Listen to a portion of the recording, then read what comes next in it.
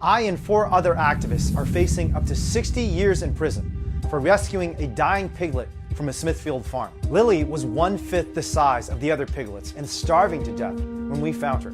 We took her out of there, gave her a bath and a family, and her story was told in the New York Times. Smithfield was furious about this and now has convinced the Attorney General of Utah to charge us with burglary, theft, rioting, and most mysteriously, a quote, pattern of unlawful activity. The ag-gag laws criminalize activists going to animal facilities and videotaping and recording. The Animal Enterprise Protection Act, passed in 1992, creates special criminal penalties for property crimes involving animal agriculture. After September 11th, there was a wider push to categorize those type of activists as terrorists. The Animal Enterprise Protection Act was amended by Congress to expand into the Animal Enterprise Terrorism Act, and it significantly increased the penalties for actions around animal agriculture. For taking 2 baby piglets to the vet, facing 60 years. I've received 7 felony charges now. In short, this is a political prosecution. The complaint makes clear that they're using Lily as a pretext for stopping us from showing you the truth. They hardly even talk about the pigs we rescued, and instead talk about the videos we produce. They want to throw us in jail for 60 years because they want to stop the public from knowing that truth. In Utah, there is a felony enhancement for certain crimes that are committed on agricultural operations. A law that otherwise would be a misdemeanor, so minor jail time, gets elevated to a 3rd-degree felony. So literally, if an agricultural enterprise could demonstrate a financial-only injury to its operations, you could go to jail for life. The animal agriculture industry has hidden behind essentially dark money groups that don't disclose their donors.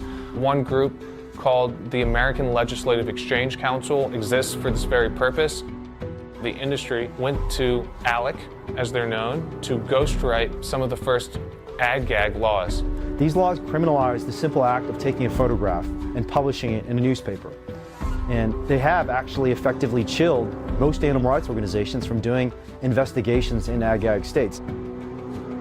In one case in Idaho, an animal rights activist who went into a dairy farm and exposed really heinous abuse. A lobbyist for the dairy industry wrote the entire ag-gag law, submitted it to a legislator.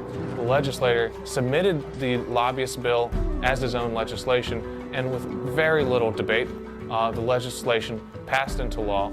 And we know this because I FOIA'd the documents, I submitted a records request, and I can see the email chain.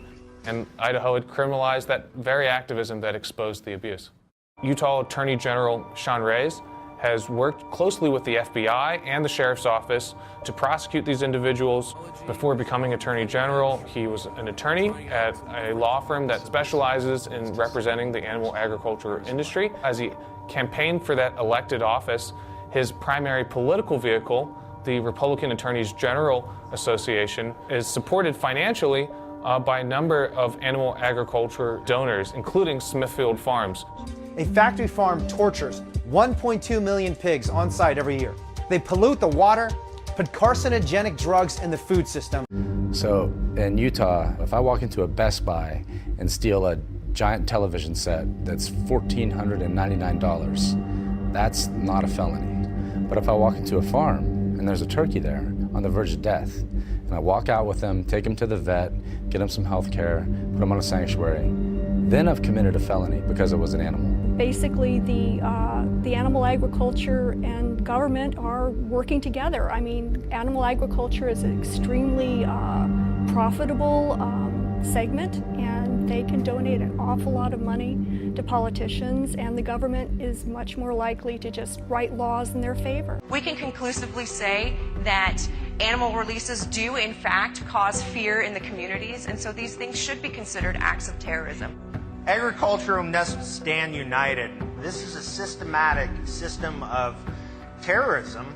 We need to stand united and not let them pick us off one by one, segment by segment.